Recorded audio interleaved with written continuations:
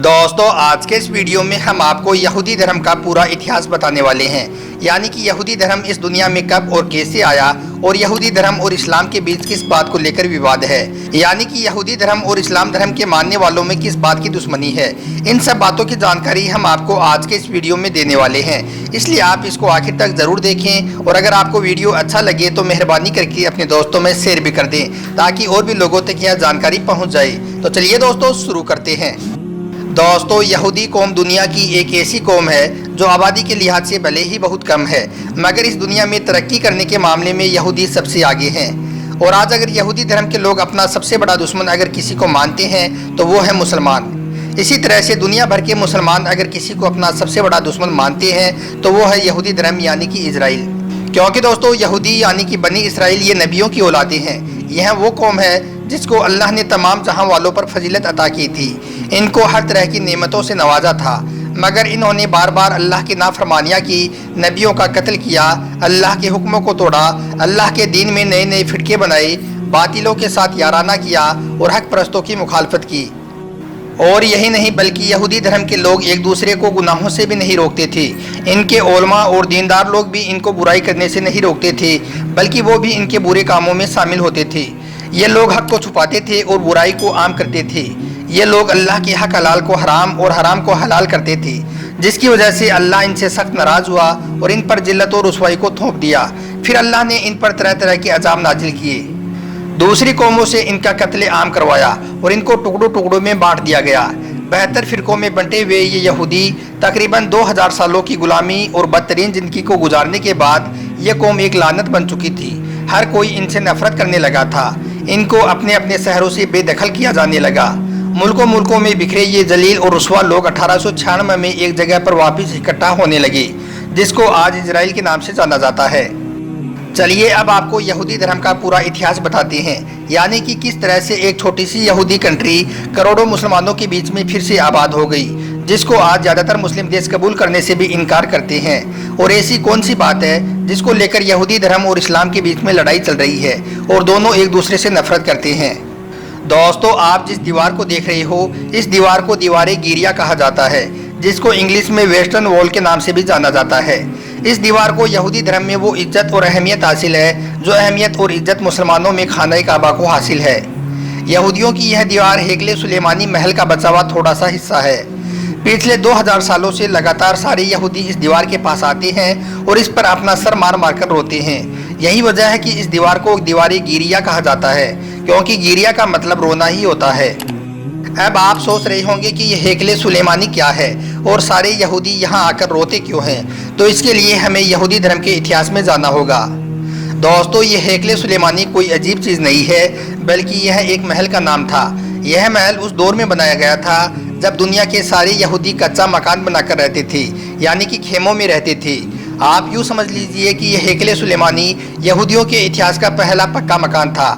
अब आप सोचोगे कि खेमे बनाकर रहने वाली कौम को पक्का मकान बनाने की ज़रूरत क्यों पड़ी, तो इसके लिए आपको सबसे पहले ताबूत सकीना के बारे में जानना होगा। हम आपको बता दें कि यह ताबूत सकीना एक संदूक का नाम है। लकड़ी का बना यह संदूक हज़रत आदम अलैहिस्सलाम को अल्लाह की तरफ से मिला था और फिर यह संदूक एक एक करके सारे नबियों के पास जाता रहा। ऐसे करते करते आखिर में यह संदूक हज़रत मूसा अलैहिस्सलाम के पास पहुंचा। इस संदूक में सारे नबियों की यादें मौजूद थी।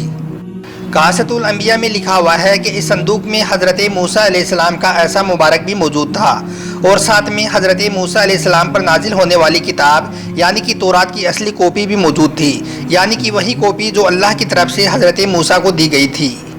दोस्तों उस वक्त यहूदी इस संदूक को यानी कि ताबूत सकीना को अपनी मदद के लिए इस्तेमाल करते थे। जब भी इनको कोई परेशानी या मुसीबत आती तो यह इस संदूक को आगे रखकर अल्लाह से मदद मांगा करते थे और अल्लाह की तरफ से इनकी हर दुआ को बहुत ही जल्दी कबूल भी की जाती थी। इसके अलावा उस वक्त यहूदियों की अगर किसी से कोई जंग होती तो इस ताबूत सकीना को यानी कि संदूक को अपने साथ लेकर जाते और जंग शुरू होते ही इसको अपनी फ़ौज के आगे रखते थे। इसकी बरकत से अल्लाह इनको हर जगह पर कामयाबी अता करता। दोस्तों उस वक्त यहूदी इस ताबूत सकीना को एक अलग ही खेमे में रखते थे और जिस खेमे में इस संदूक को रखते उसी खेमे की तरफ सारे यहूदी अपना मुंह करके अल्लाह की इबादत किया करते।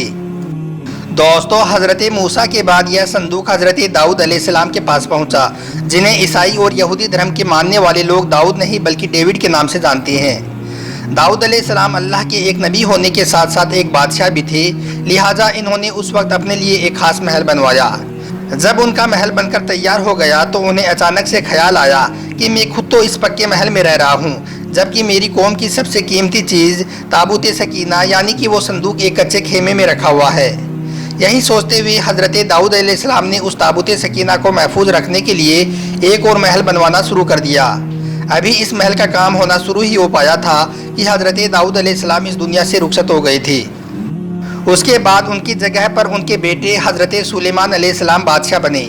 حضرت سلیمان بادشاہ بننے کے بعد سب سے پہلے اپنے والد کی طرف سے شروع کی گئی اس محل کو پھر سے بنوانا شروع کر دیا۔ کہا جاتا ہے کہ اس محل کو بنانے میں انسانوں کے ساتھ ساتھ جناتوں نے بھی خوب کام کیا تھا۔ آخرکار ایک بہت لمبے عرصے کے بعد یہ محل بن کر تیار ہو گیا۔ اس کو حضرت سلیمان نے بنوایا تھا، اس وجہ سے اس کا نام ہمیشہ کے لیے ہیکل سلیمانی پڑ گیا۔ اس کے بعد تابوت سکینہ کو اس ہیکل سلیمانی کے اندر محفوظ رکھ دیا گیا۔ اس کے بعد اس کے اندر کسی بھی عام آدمی کو جانے کی اجازت نہیں تھی، یعنی کہ ہر کوئی اس کے اندر نہیں جا پاتا تھا۔ اس کے اندر یہودی دھرم کے بڑے بڑے لوگ ہی جانے لگے۔ دوستو اس کے بعد وقت گزرتا گیا اور یہ قوم دھیرے دھیرے بگڑتی چلی گئی، اور اس کے بعد یہودی قوم میں ایک سے بعد ایک نبی آتے رہے اور ان کو سمجھاتے رہے، لیکن انہوں نے کسی کے بھی حکم کو نہیں مانا۔ ہر ایک نبی کی نافرمانی کرنے لگی اور ان کا قتل بھی کرنے لگی اور گناہ پر گناہ کرنے میں لگ گئی۔ آخرکار اللہ ان سے بہت ناراض ہوا اور ان پر ایک بہت بڑا عذاب نازل کر دیا۔ دوستو 586 عیسوی پہلے ایران کے بابل میں ایک بہت ہی ظالم بادشاہ تھا جس کا نام بخت نصر تھا۔ اس نے یہودیوں کے ملک پر حملہ کر دیا اور اس کو جیت لیا۔ اس کے بعد اس نے تابوت سکینہ کو ہیکل سلیمانی سے نکال لیا اور اس کی بے ادبی کرنے لگا، اور یہی نہیں بلکہ خود یہودیوں کو حکم دیا کہ وہ اپنے ہاتھوں سے اس پاک ہیکل سلیمانی کو توڑ دے۔ اس وقت یہودی مجبور تھے، انہوں نے روتے روتے ہیکل سلیمانی کو توڑنا شروع کر دیا۔ اس حملے میں بخت نصر نے تقریباً 6 لاکھ یہودیوں کو موت کے گھاٹ اتار دیا اور تقریباً 2 لاکھ یہودیوں کو قیدی بنا کر اپنے ساتھ بابل یعنی کہ ایران لے گیا، اور وہاں لے جا کر اس نے اپنے شہر سے تھوڑی دور ایک بستی آباد کی، اس میں ان کو آباد کر دیا۔ دوستو اس کے بعد اس تابوت سکینہ کا پتہ ہی نہیں چل پایا کہ وہ کہاں گیا، لیکن کیونکہ بخت نصر نے تابوت نصر کی بہت بے ادبی کی تھی، اس وجہ سے اس پر بھی اللہ کا بہت بڑا عذاب نازل ہو گیا۔ 540 عیسوی پہلے ایران کے بادشاہ سائرس نے بابل پر حملہ کر دیا اور بابل کے بادشاہ کو ہرا کر اس کا ہمیشہ کے لیے خاتمہ کر دیا۔ سائرس ایک رحم دل انسان تھا، اس لیے اس نے ان سارے یہودیوں کو جو قید ہو کر آئے تھے ان کو آزاد کر دیا، اور اتنا ہی نہیں بلکہ سائرس نے ان کو ہیکل سلیمانی کو پھر سے بنانے کی اجازت بھی دے دی، اور ان کو یہ بھی بھروسہ دے دیا کہ اس کے لیے وہ بھی ان کی مدد کرے گا۔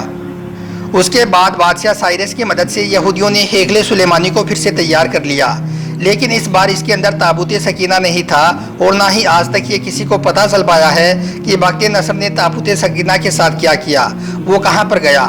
کچھ لوگوں کا یہ بھی ماننا ہے کہ تابوت سکینہ کی زیادہ بے ادبی ہونے کی وجہ سے اللہ نے اس کو کہیں پر غائب کر دیا تاکہ اس کی دوبارہ کو بے ادبی نہ کر سکے۔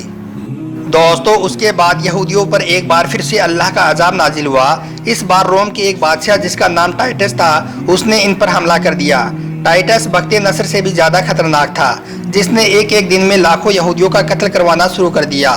اس کی فوج نے ان کو مارنے کے ساتھ ساتھ ہیکل سلیمانی کو بھی پھر سے توڑ دیا اور ان کو یروشلم سے باہر نکلنے پر مجبور کر دیا۔ اس کے بعد سارے یہودی پوری دنیا میں بکھر گئے اور جگہ جگہ پر پریشان اور رسوا ہونے لگے۔ تقریباً پوری دنیا میں 18 یا 1900 سالوں تک بھٹکنے کے بعد جب ورلڈ وار شروع ہوا تو سلطنت عثمانیہ کا خاتمہ ہو گیا اور برٹین نے فلسطین پر اپنا قبضہ کر لیا۔ اس کے بعد برٹین نے یہودیوں کو اپنی ایک چھوٹی سی ریاست فلسطین میں ہی آباد کرنے کی اجازت دے دی، جس کو آج ہم اسرائیل کے نام سے جانتے ہیں۔ اس کے بعد دنیا بھر سے یہودی لوگ اسرائیل میں آنا شروع کر دیا۔ کچھ ہی سال میں سارے یہودی ایک جگہ پر اکٹھا ہو گئے اور دنیا میں اکلوتا یہودی دیش بن گیا اسرائیل۔ لیکن یاد رکھیں، جس جگہ پر برٹین نے یہودیوں کو آباد کیا تھا وہ جگہ فلسطین کی ہے، اور یہی نہیں بلکہ آج اسرائیل پورے فلسطین پر اپنا قبضہ بھی کرنا چاہتا ہے اور مسلمانوں کو بے گھر کرنا چاہتا ہے۔ اسی وجہ سے اسرائیل آئے دن فلسطینیوں پر ظلم و ستم کر رہا ہے۔ اس لیے آج بھی زیادہ تر مسلم دیش اسرائیل کو ایک ملک ماننے کو تیار نہیں ہے۔ ان کا ماننا ہے کہ اسرائیل کوئی دیش نہیں بلکہ غیر قانونی طریقے سے آباد کی گئی ایک بستی ہے۔ यही वजह है कि यहूदी और मुस्लिम देशों के बीच सदियों से जंग जैसे हालात बनते चले आ रहे हैं। दोस्तों, आज जब दुनिया के सारे यहूदी एक जगह पर आबाद हो गए हैं तो अब वो उस ताबूत सकीना को ढूंढने में लगे हुए हैं। उनका मानना है कि ताबूत सकीना को किसी ने छुपा कर रखा है, उसको हम बहुत ही जल्दी ढूंढ निकालेंगे और उसके बाद मस्जिद अक्सा को शहीद करके उसकी जगह पर हेकले सुलेमानी की फिर से तामीर करेंगे और उसमें इसको आबाद कर देंगे। इसी वजह से आए दिन यहूदी मस्जिद अक्सा पर हमला कर रहे हैं और उस पर कब्जा करने की कोशिश कर रहे हैं। मगर याद रखें, उनका यह मंसूबा कभी भी कामयाब नहीं होगा, क्योंकि मस्जिद अक्सा की हिफाजत खुद अल्लाह ताला ने अपने हाथ में ले रखी है।